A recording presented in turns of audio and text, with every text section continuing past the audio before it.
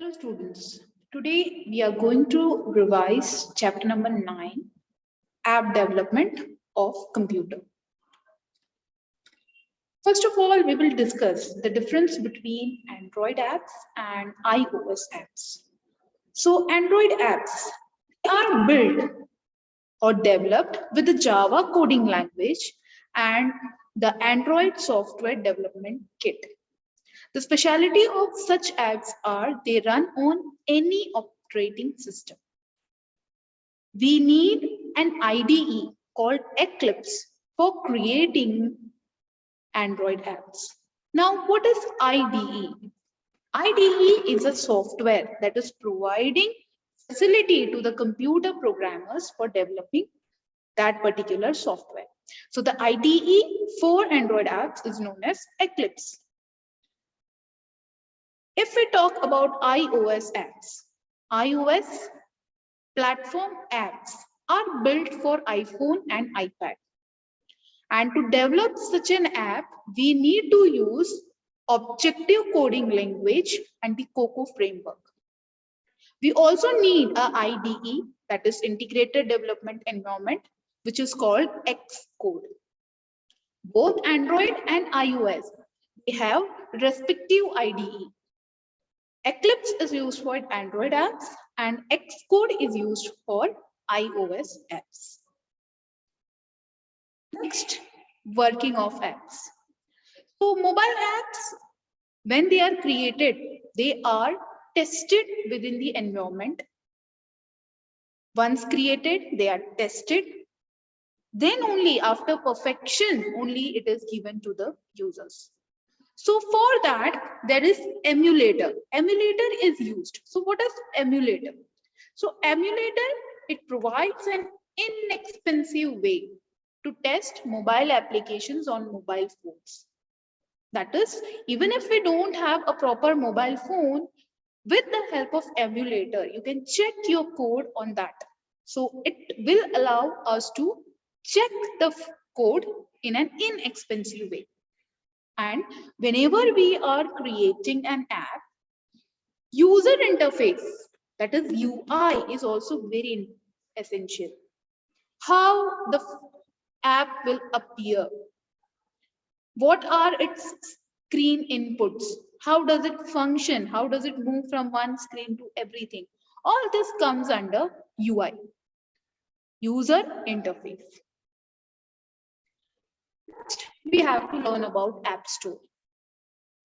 Uninstalled apps are available from App Store. Means those apps which are not there in your phone, you can get it from your respective App Store. So first we have Google Play. Google Play is an software store for Google, developed by Google for Android devices. You can get all the apps from this Google Play for the Android devices. And App Store is for Apple. Apple's App Store for iOS. You can get the apps for your iPhone from this particular App Store. Next, we will see some of the common apps which are used.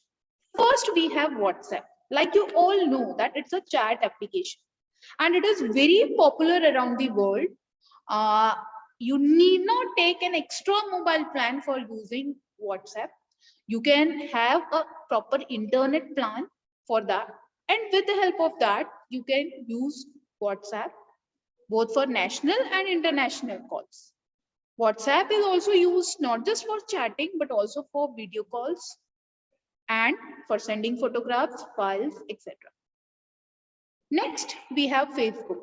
As you all know, Facebook, it is a social networking site and it is an American non-for-profit or corporation based at Menlo Park, California. Through Facebook, you can be in touch with distant family and friends, and through Facebook also we can chat, share photographs, videos, etc. We will see about YouTube. So we already know that YouTube, they allow us to watch video. Other than watching video, it also allows us to upload, view, rate, share, comment on videos, and also to subscribe to other users. You can watch documentary films, recordings, movie trailers, educational videos, everything on this YouTube. And most of the content here is uploaded by the individuals like you only. YouTube is free. You can even upload your own videos on YouTube.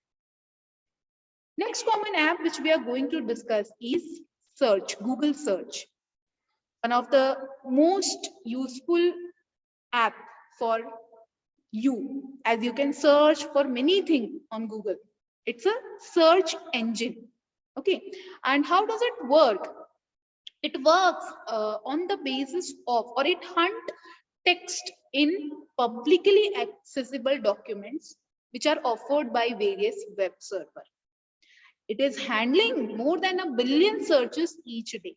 And you very well know that Google helps you also in searching a lot many things related to your studies. So this is one of the useful app which is a web search engine. Lastly, we will discuss about Google Map. It is a mapping service, work mapping service developed by Google.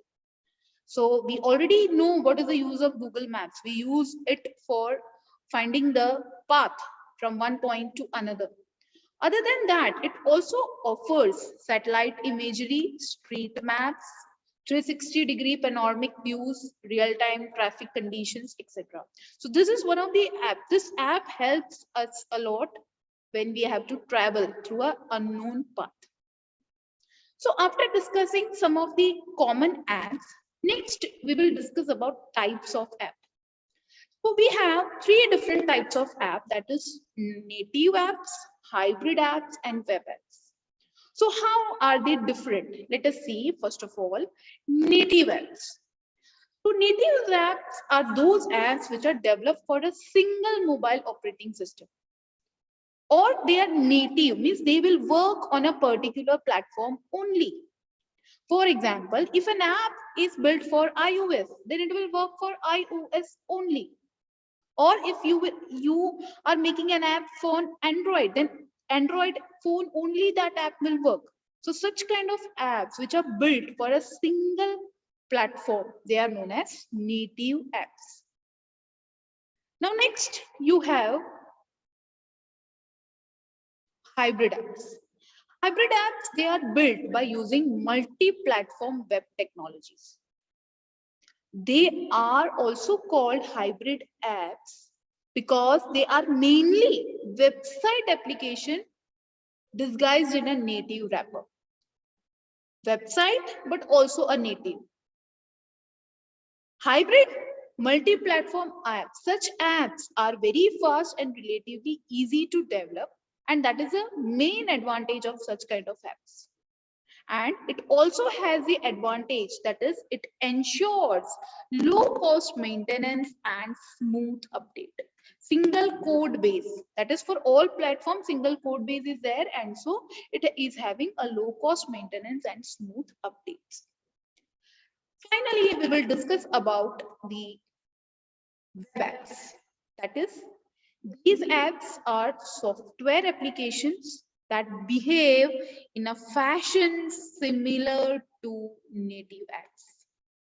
These apps usually direct a user to URL, and from there it can offer an install option. So from their particular URL, you can install it into your system and you can use it. Okay, they use browser to run and are usually written in HTML5, JavaScript, or CSS. These are all different kinds of languages. And web applications here require minimum device memory of. So that is one of the advantage, that it requires very less memory device. So we discussed about three apps, that is native apps, hybrid apps, and web apps. Now our next topic is process of app development. The process of app development can be basically divided into two parts. The first one is the process and the second one is the consideration. The process of software development is called SDLC. SDLC, software development life cycle, and which basically includes steps.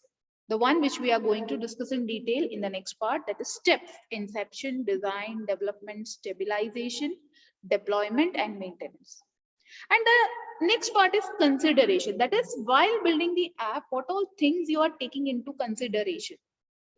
Okay, uh, how much area it will cover, or how they may affect the mobile development. Everything we have to examine in the consideration part. So now we will go to the process part in detail. We will see the process steps one by one. So there are 5 major portions, that is inception, design, development, stabilization, and deployment. So now we are going to see step one by one. So first you have inception. In inception, this stage is all about defining and refining the idea. Means in order to create a successful app, you will be asking some fundamental questions and you are getting the answer to that question in this part. That is a thought process. This part includes the thought process of the app. Next step, you have design. That is how your user interface will look like. How will it work? Or what will be the color? What will be the graphics used?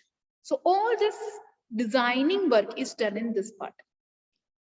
It properly defines the user interface, and graphic designer can help you in this part. How it looks, that is what this phase will decide. After design, you have development. That is now the real process starts of development.